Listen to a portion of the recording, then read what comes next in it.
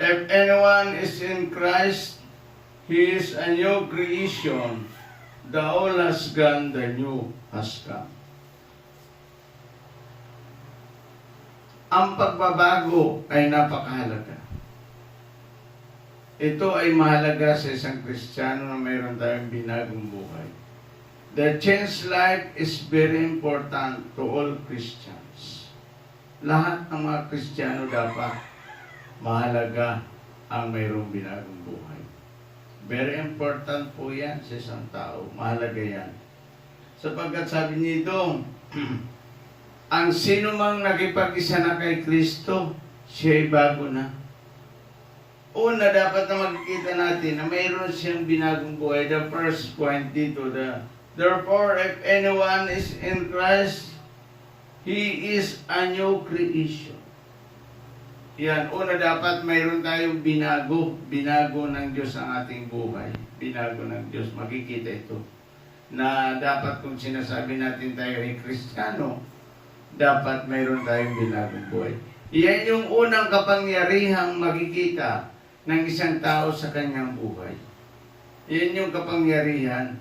Kasi minsan naghahanap tayo ng kapangyarihan. Ano ba ang kapangyarihan ng Diyos? Naghahanap na tayong hanap na kapangyarihan ng Panginoon na ako'y pagalingin. Naghahanap ka na ng kapangyarihan ng Diyos.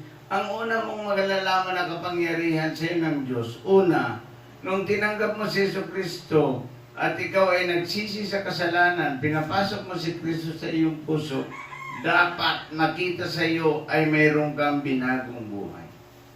Yan ang tama. The result of salvation is a changed life. Dapat nung tinanggap mo si Kristo, bunga ng iyong kaligtasan, binago ng Diyos ang iyong buhay. Yan po ay hindi natin yan papabulaanan. Na ang isang taong tumanggap kay Kristo at sinasabi niya siya ay Kristiyano, dapat yan ay mayroong binagong buhay. Kasi useless naman, sabi ka na sabing ay kay Kristiyano eh. Hindi naman binabago ng Diyos ang iyong buhay. Dapat nadaman niya yung kapangyarihan ng Diyos na sa kanyang buhay na mayroon siyang binagong buhay. Kasi yung mga taong binago ng Diyos ang buhay, yun talaga yung tiyak na number 1 na papanik sa langit. Yan yung makakapanik sa langit. Number 1 yan. Kasi kung hindi naman binabago ng Diyos ang iyong buhay, useless po yan. Magtanong ka, tinanggap ko ba talaga si Kristo bilang Panginoon at tagapagligtas ng aking buhay? Si Kristo ba ay naghahari sa aking buhay? At tanong na ba natin yun sa ating buhay? Yung kapangyarihan ng Diyos hindi natin nadadama, hindi natin nakikita sa ating buhay. Magtanong ka, si Kristo ba talaga ay tinanggap ko? Si Kristo ba talaga ay naghari sa ating buhay? Dapat, una, dapat makita sa atin ang pagbabago. Iyan ang unang kapangyarihan makikita sa buhay ng tao, sa ating mga mananampalataya. Pangalawa po, second points, holy life. Dapat second, mayroon kang buhay na banal. Buhay na banal, sabi niya dito.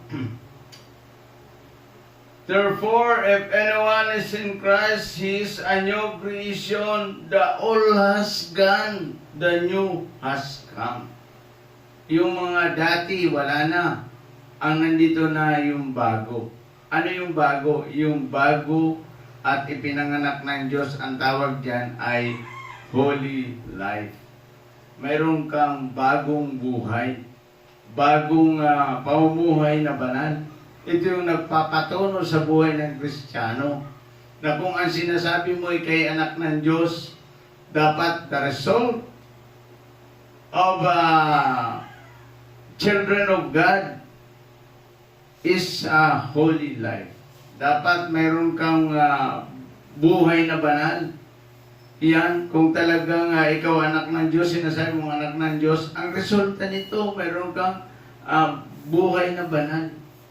Buhay na banal na kung saan itong buhay na banal, ito yung nagdadala sa atin sa katotohanan, nagsasabi ng ating buhay, sinasabi ng ating buhay na tayo ay mga anak ng Diyos. Amen.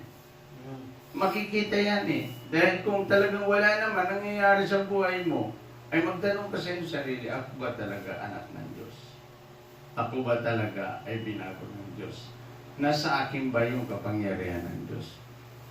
Gusto ko pong tapusin ito sa dalawang pangungusap. Dapat ang isang taong Kristiyano tumanggap kay Jesus, meron siyang binagong buhay. Pangalawa, meron siyang kabanalan, meron siyang banal na pamumuhay. Change life at saka holy life. Meron siyang buhay na banal at saka meron siyang binagong buhay. Yung pong dalawang iyon ang dapat makita sa atin kung tayo ay nagsasabi na tayo ay Kristiyano, dapat meron tayong binagong buhay.